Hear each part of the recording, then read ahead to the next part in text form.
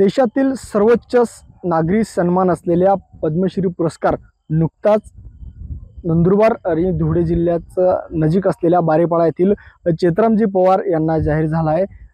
एकंदरीत पूर्ण देशभरातून त्यांचं कौतुक होत आहे। देश विदेशातील नागरिक त्यांना भेटायला येत आहेत, त्यांच्या शुभेच्छांचा वर्षाव देखील करतायत। आपल्यासोबत चेतरामजी पवार आहेत। दादा, देशातील सर्वोच्च सन्मान नागरिक सन्मानचा पुरस्कार आपल्याला मिळालेला आहे।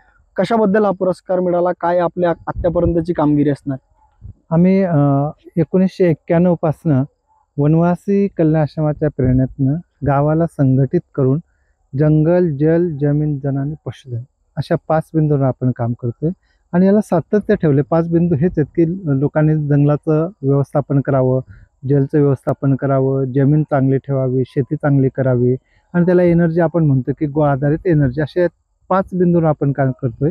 हे 5 बिंदू सातत्याने आपण करत गेलो की यातनंच आपल्याला काही ना काही आपल्या गरजा पूर्ण करण्यासाठीचा विषय जो येतो त्याचा परिवर्तनमध्ये आपल्याला ते बघायला मिळतं। तर आम्ही वेगळं काही केलं नाही, गावाला एकत्र करून वेगवेगळ्या संघटना संस्थांनी एकत्र येऊन आम्हाला जी दिशा द्यायचा प्रयत्न केला त्या सल्ल्यानुसार आम्ही काम करत गेलो आणि आम्ही इथपर्यंत पोहोचलो। आपलं काम हे पुरस्कारासाठी नव्हे तर नवीन राष्ट्र निर्माणामध्ये आपण पर्यावरणामध्ये काय करू शकतो, कारण आपल्यापाशी जे उपलब्ध आहे त्याचं संवर्धन करणं। तर आम्ही हे जे 5 बिंदू यांना संरक्षण, संवर्धन आणि पुनर्निर्माण हे 3 बिंदूशी जोडलंय आणि गावाला संघटित करून गावाची गरज सोडवायचा प्रयत्न केला। आणि याला आम्हाला पहिला पुरस्कार जो मिळाला तो 2001 मध्ये आदिवासी हिंदू अस्मिता या नावाने त्याचं वितरण नंदुरबारमध्ये झालं होतं। आज 25 वर्ष पूर्ण झालीत, तर 25व्या वर्षी पद्मश्री मिळाला। आम्ही असं म्हणतो की पद्मश्रीपर्यंत कसे पोहोचलो, तर लक्षात आलं की वनवासी कल्याण आश्रमाने अथक प्रयत्न करणारे हजारो कार्यकर्ते काम करत आहेत। पूर्ण गाव पाठीशी उभा आहे गेली 33-34 वर्षे।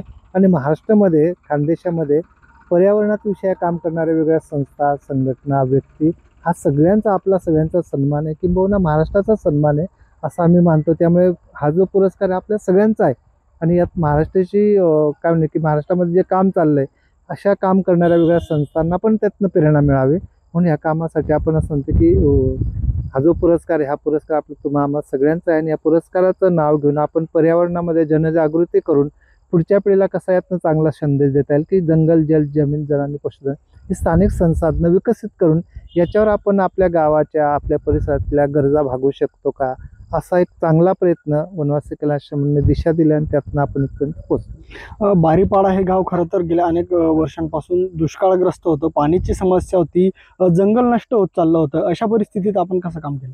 नाही, तोच विषय की 91च्या आधी ही परिस्थिती खूप खराब होती।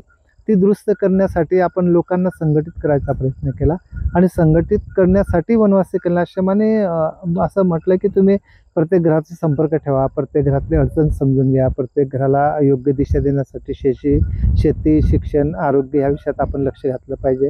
तर ती परिस्थिती थोडा बदलायचा प्रयत्न केला आपण। त्यावेळेस खूप शेती कमी व्हायची, आता पाण्याचं स्तर थोडं वाढल्यामुळे लोक शेती करायला लागले, पिण्याचा पाण्याचा प्रश्न सुटायला लागला। तरी आम्ही असं म्हणतो की आम्ही एकदम उंचावर शेवटच्या टोकाला आहोत। पलीकडे नाशिक जिल्हा आहे, एका बाजूला डांग जिल्हा आहे आणि एका बाजूला धुळे जिल्हा आहे। त्यामुळे उंचावर असल्यामुळे मार्च एप्रिलमध्ये थोडं पाणी कमी पडतंच प्यायला, पण 2 सीझन लोक चांगल्या पद्धतीने काढतायत।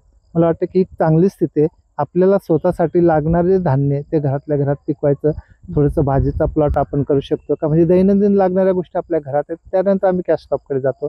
त्यासाठी आम्ही शेतकरी उत्पादन कंपनी एक स्थापन केली, आम्ही वनधन विकास केंद्र स्थापन केलं आहे। आम्ही इथं जे मोहाची फुले ते संकलित करून वनधन विकास केंद्राच्या माध्यमातून मार्केटिंग करून म्हणजे याला तरुणांना पण आपल्याला कसं जोडता येईल आणि आपल्या गरजा आपण गावात कशा सोडवू असा एक सातत्याने हा प्रयत्न केला। आणि त्यातनंच हे 5 बिंदू पुढे आलेत की जंगल, जल, जमीन, जन आणि पशुधन ही स्थानिक संसाधनं आहेत, आपल्याला कुठनं आयात करायची गरज नाही, आपल्यापाशी तर आपल्यापाशी जे ते संरक्षित करणं। त्याच्यात पण एक सामुदायिक वन अधिकारचा एक कानून येतो, काय म्हणतो की संरक्षण, संवर्धन आणि पुनर्निर्माण या 3 गोष्टी आपण इथे जोडायचा एक प्रयत्न केला। आणि त्याला जोडून आपण हे सगळे प्रश्न, छोटे छोटे प्रश्न सोडवतोय, तरुणांना जोडतोय आणि सगळे कुटुंब चांगल्या पद्धतीने कसे जगतील असा एक प्रयत्न चालू। यापुढे काय कसं आपलं काम असणार आहे, कशा पद्धतीने आपण जंगल आणि जमीनसाठी काम करणार? हे एक गाव करून चालणार नाही, आपल्याला हे काम अनेक गावांमध्ये कसं नेऊ शकतो। त्यामुळे आम्ही कंजालामध्ये, नंदुरबारच्या कंजाला पॉकेटमध्ये पण काम चाललंय, इकडं नाशिकच्या पेठ सुरगाणामध्ये काम चाललंय, गडचिरोलीमध्ये नांदेडमध्ये जो किनवट एरिया तिकडे काम चाललंय। आपल्या इथं हे क्लस्टरमध्ये करता येईल का, 10-12 गावं जोडता येतील काय, त्यामुळे सामुदायिक वन अधिकारचा विषय घेऊन लोकांना वन अधिकार कसा चांगला मिळेल आणि लोकांनी ते जंगल सांभाळावं. इथं आपण साधारणतः 44 गावांमध्ये 11,200 हेक्टर वनक्षेत्र मिळून दिलं आहे. किनवटमध्ये पण तो विषय चालला आहे. त्यामुळे स्थानिक संसाधनांचा योग्य वापर करून हा विषय मिशन मोडमध्ये आपण सगळीकडे नेऊ शकतो का? सगळ्या तरुणांना जोडणं, त्या गावाला जनजागृती करून सरकार त्याचं काम करेल, आपण आपलं काम करावं. म्हणजे आपण कधी कधी म्हणतो ना की आपल्या अधिकाराची मागणी करतो पण जबाबदारी पेलवायला आपण तयार नसतो. त्यामुळे अधिकाराबरोबर आपली जबाबदारी आपण हे सांभाळलं पाहिजे आणि हे सांभाळत आपल्याला इथल्या स्थानिक संसाधनांना विकसित करून त्याचा योग्य वापर करून पुढच्या पिढीसाठी ते ठेवता येईल का, असा एक प्रयत्न आपण करतोय. धन्यवाद साम टीव्हीशी संवाद साधल्याबद्दल. तर नक्कीच आपल्यासोबत चेतरामजी पवार होते. बारीपाडा हे जे गाव आहे आज देशाच्या नकाशावर गाव हे अधोरेखित झालेलं आहे. मोठ्या प्रमाणात त्या गावाचं कायापलट आतापर्यंत केलं आहे. जल जंगल जमीन यासाठी सातत्याने नेहमीच काम करत राहणार, हे काम वाढवणार, पूर्ण महाराष्ट्रभर आदिवासी बांधवांच्या हितासाठी काम करत राहणार असल्याची प्रतिक्रिया जी ती पद्मश्री पुरस्कार प्राप्त असलेले चेतरामजी पवार यांनी साम टीव्हीशी बोलताना व्यक्त केली आहे. सागर निकवाडे, साम टीव्ही, नंदुरबार.